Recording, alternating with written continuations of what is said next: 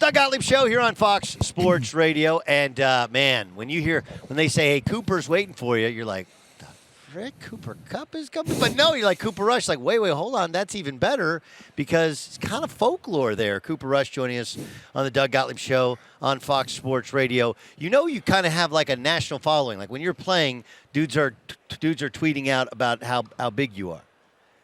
You don't know that? I don't know about that. Yes. I don't know. It's good to know, though. All right. How are you? I'm great. How are you? Good. How would you describe, to somebody who didn't pay attention, describe your guys' season? Started really hot. We were really good on both sides of the ball. Little lull, got hot again, and just didn't get done in a playoff game. But overall, real well. I mean, you win a lot of games, won the division. It was pretty good. Yeah, no, I mean, it is hard. Sometimes we lose perspective of a great year because of how it finishes, right? Green Bay Packers, best record in football, lose on some crazy special team stuff. Their season disaster. Like, no, they actually had a good year. Dallas Cowboys win the division. Yeah. Dak Prescott, back from injury, has a good year. You know, you get a chance to play some. You have a good year as well. But you lose because you lose early in the playoffs, everybody acts like your season was a disaster. Yeah, you're right. You know, the day after, you're like, what the heck just happened, blah, blah, blah. And then sit back and you're like, won 12 games or 13 games, whatever we won. It's pretty tough to do, and we did it. So, what is it like to be in that fishbowl of the Dallas Cowboys, where there are 31 other teams, but some of them seem to disappear because the Cowboys are such a focal point of fans and TV networks react to that. What's that like to be in that fishbowl? I think it's a pretty cool experience for guys that come into it and from other teams. They love it. They're like, oh my God, people caring about us. Yes. And I was like, you tell them, yeah, everyone cares. You're right. It's a fishbowl, and Dallas Cowboy Nation's pretty nuts, and they're everywhere. We travel to games. 50% of the stands are Cowboys fans and chanting defense when we're on defense, and it's pretty crazy. And I think it's a blessing because a lot of times you play in cities and half the town might not know you're on TV that day, but the Cowboys, you play national games.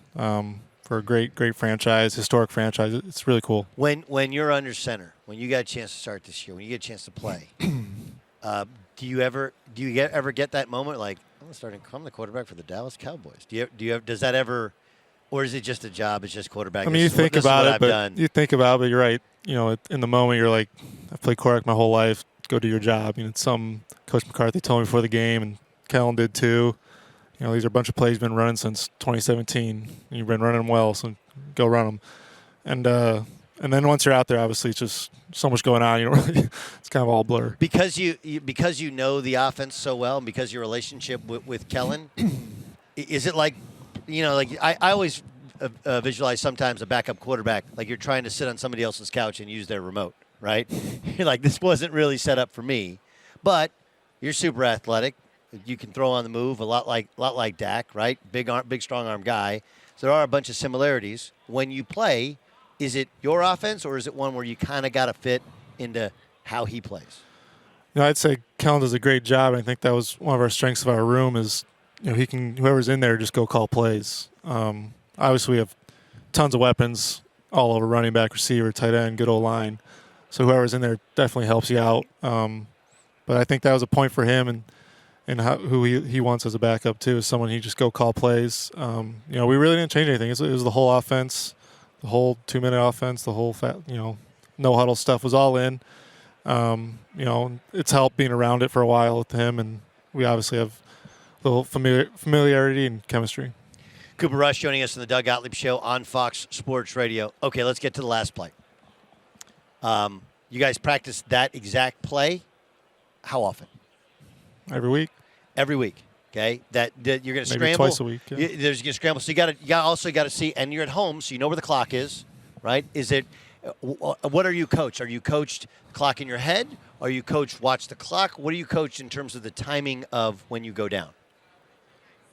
No, we had 14 seconds, so we practiced it with it 12 or 11. 11's the cutoff in theory, and it's really you need 5 to 10 yards is kind of what you're thinking. I think we went a little farther on that one, but we did have more time. But bottom line, he popped up at 9 seconds, 8 seconds, and we should have been able to get it off, and obviously we didn't. And you wish to have one more shot there. I mean, we've been on the 30-yard line. Still need a little bit of a lucky play to end the game just to have a chance. But that didn't decide the game, but it was obviously a very frustrating way to lose it at the end. No question. Okay, so it should be factored in. Now, the umpire used to be in front of the ball, right? And now a couple years ago they moved him in back of the ball. And it did feel like he got caught watching, right? There was like a 2-second, oh, you know what, I got to run and catch up to it. But in how you're – go ahead.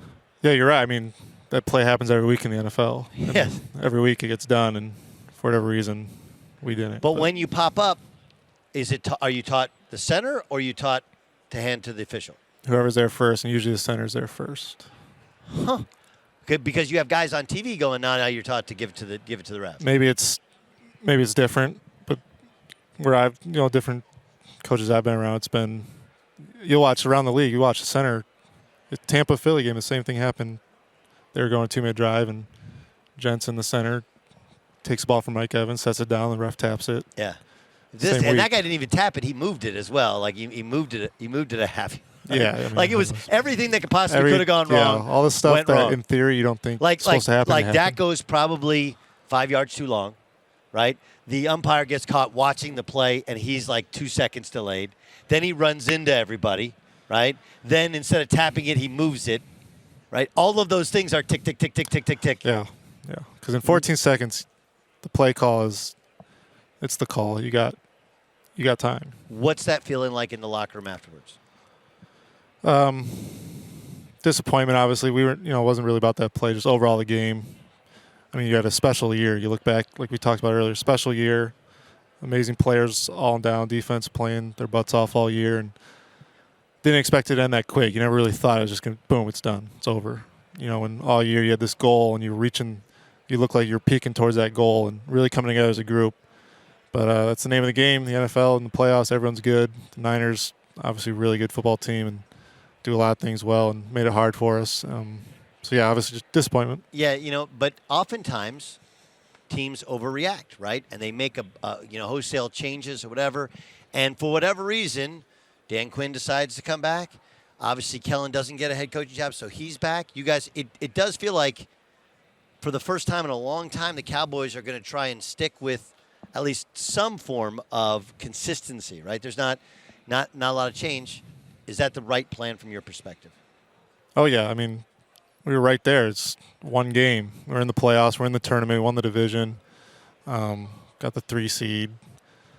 With that group, and you're only going to get better. You're only going to get more cohesive. Dan Quinn being around was awesome. He did tremendous things on defense. So having him back was big news. And then obviously on offense, you can go through all the stats and numbers, and they're all there. We were pretty productive. We got really good players, and Kellen coaches it well. So I think it's a move in the right direction. You just you're back at it next year. You just get another crack at it. What impresses you about Joe Burrow, quarterback to quarterback? Poise, command, and accuracy. He's accurate. I mean, he just finds the open guy, gets the ball, and as much as he gets hit a lot, and the stats are there, and still gets the ball out of his hand, and he's accurate. Stafford, same question. So I grew up in Michigan, so watched Stafford my whole life. So obviously a huge Stafford fan. Rocket arm, makes every throw. I'm glad that the rest of the world's seeing it. It is. I think, and you again interrupt me if I'm wrong. You tell me, but I do think that a little bit OBJ you can make this argument, but definitely Stafford is. It points out if you're in the right situation that really understands and brings out your strengths, you're just going to be better, right? Fit is so important. Like you have to be in an offense that fits you. Everything kind of has to come lined up. And here you take Matt Stafford, who, struggled so many years, ups and downs of Detroit. And what I was told by the Rams guys was he was never really an offense that fit like how he should and wants to play. Now you bring him into LA, and granted, some other things have gone in their favor, but it just shows that the right situation brings out all of his talent. Yeah, I mean, they have a tremendous defense, which, has been there for a while. Then you got McVay running it, and he's been making all these throws for you. Like I said, grew up watching him. He's slinging it all these years, and they're a very talented group, and you just plug them in, and to keep rolling. Yeah, keep rolling. Yeah. Well, Cooper, can't wait to see you next year. Training camp, we're always up there. Plus, of course, next year with Dallas Cowboys. We appreciate you joining us. Appreciate it. Yeah, thanks.